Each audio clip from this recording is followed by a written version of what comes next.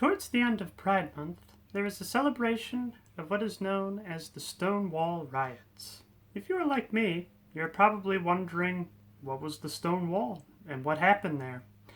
That is the subject of today's video. The 1960s in the United States was an explosive time, to say the least.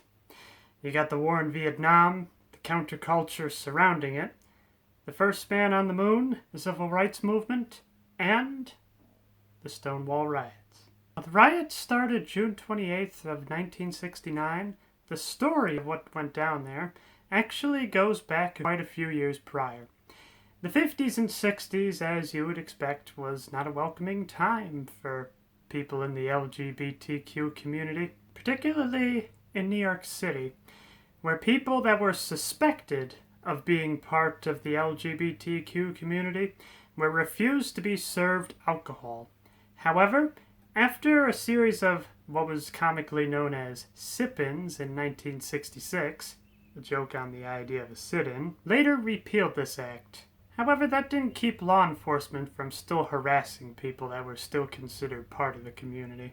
In public, it was even so far as illegal to even hold hands if you're a part of a same-sex couple, or to present as a different gender that you were assigned on your birth certificate. At about that time in the mid-60s, most known gay bars in New York City were owned by the Genovese crime family. While upstanding bars were afraid to serve anybody that was part of the community, as well as a fear of losing their liquor license, the Genovese family really didn't care and just saw it as a way to be able to build up their empire through more funds. One of their most famous bars was known as the Stonewall Inn. It used to be what was considered a straight bar until they bought it, cheaply renovated it, and then turned it into a gay bar. The Stonewall Inn was known as a bottle bar. You would have to bring your own alcohol, as it didn't run under a liquor license. And as a way to try to make it seem more exclusive, there was a sign-up list for all the patrons. The Genovese Influence, they were able to bribe the 6th Police Precinct as a way for them to turn a blind eye as to what was going on in the Stonewall Inn.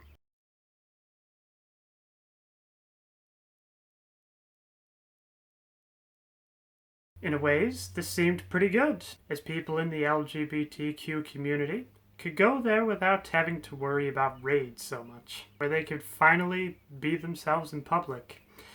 However, this came at a substantial cost. Because it wasn't constantly being checked on, they didn't have to keep up with the Board of Health. Oftentimes, things would be left into disrepair as well as unsanitary. In fact, there are also rumors of the more wealthier patrons being blackmailed. If they paid off, then nobody would know their dark secret.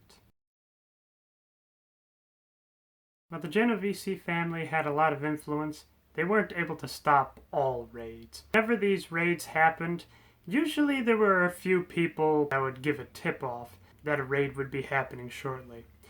However, this was more a precaution to be able to hide all the illegal alcohol they had, rather than to try to warn the patrons of the oncoming danger. On June the 28th, 1969, there was an unscheduled raid, and what happened next was anybody's guess at that point. The raid was done without mercy, humiliating not only the patrons publicly, but also the employees of the Stonewall Inn. After years of having to put up with this treatment, a lot of the patrons just simply they had enough, and a full-blown riot took place. Law enforcement, a few patrons, as well as a newspaper writer, barricaded themselves inside the Stonewall Inn to be able to save themselves from the out-of-control riots. This, however, proved to be very dangerous, though, as the Genovese family figured it'd be better to cut their losses and burned down Stonewall Inn in order to remove any evidence that such an establishment ever existed. The fire was put out, and the riot was quelled, but only for the moment. In the neighboring area, there were continuous riots for the next 5 days. While this wasn't the spark that demanded immediate reform, This did help create quite a few groups that wanted to foster a world of love and acceptance. And on top of that, this started the conversation for a lot of people. What's more interesting is what happened the very next year, June 28th, 1970. Thousands of people marched from what was left of the Stonewall Inn to Central Park to form the very first Gay Pride Parade.